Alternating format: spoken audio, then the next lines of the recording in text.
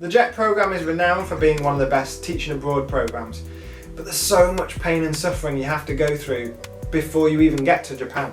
After all the hard work filling out multiple copies of different paperwork and then having to clip it together with clips that you can only find by selling your soul to the gods of W.H. Smith, then you get an email saying that you've got an interview.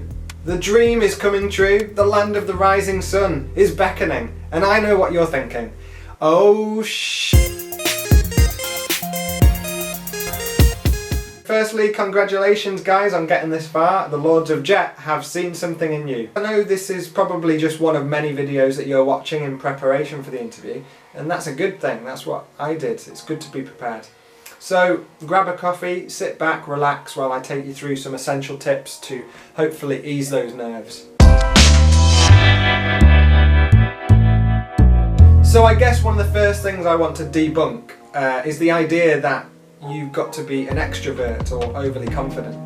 I've always been a shy and anxious person, and I suppose pessimistic to an extent. But in my pessimism, I kind of thought, what have I got to lose? And it's like a superpower.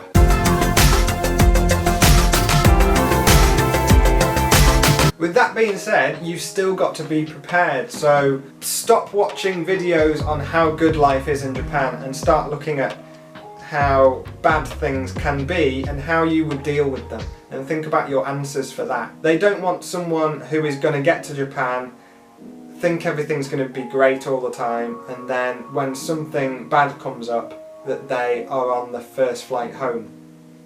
It's not good for them, it's not good for the school, so they're going to want someone who's realistic. So yeah, be realistic. Simple.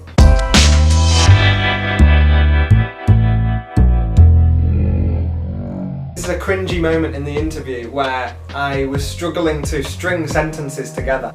The interviewer obviously wasn't happy with how I responded, so she turned away from me and didn't give me eye contact really. So she was either disappointed or maybe she was trying to see how I'd cope with the tension. But I maintained eye contact, or tried to, whilst answering the other interviewer's questions, and I kept smiling at her. So I think she might have just been weirded out by the whole situation, but I had to do something. Just don't break the confident facade. You know, pretend you're Gollum falling into the lava, smiling that you've got the ring finally in your grasp. You'll also be doing that a lot in Japan when the students decide not to listen to the lesson that it's taken you a week to plan. Maintain your genkiness.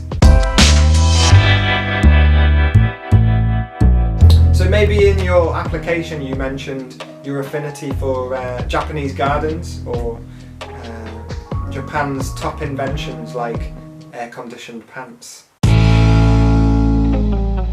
Remember, your job is more than teaching. You are a cultural ambassador, and this is what sets the JET programme apart from any other. So remember, if they ask you why JET, try and bring the whole cultural exchange thing into it. If you've any experience volunteering, maybe within your local community, maybe mention that, because they might want to know how you will integrate that into the classroom, or how you will get involved with the community in your placement, and maybe how you will bond with other Japanese people. So I know some people specify a city placement and only a city, and they still get accepted on the programme, but others are not so lucky. If you know you really want to go to Japan and don't mind where you are put and can be versatile and adaptable, then make a point of saying it. They asked me, I said, anywhere that you could put me in the middle of Hokkaido with the bears, and I'd still try and teach them English. They didn't laugh. Appearance is extremely important in Japan. You know, I know there'll always be that one guy who turns up to the interview in chinos and a casual shirt and then makes it to Japan. But why risk it? From the very first lecture that you have in Tokyo, you will have to wear a full suit.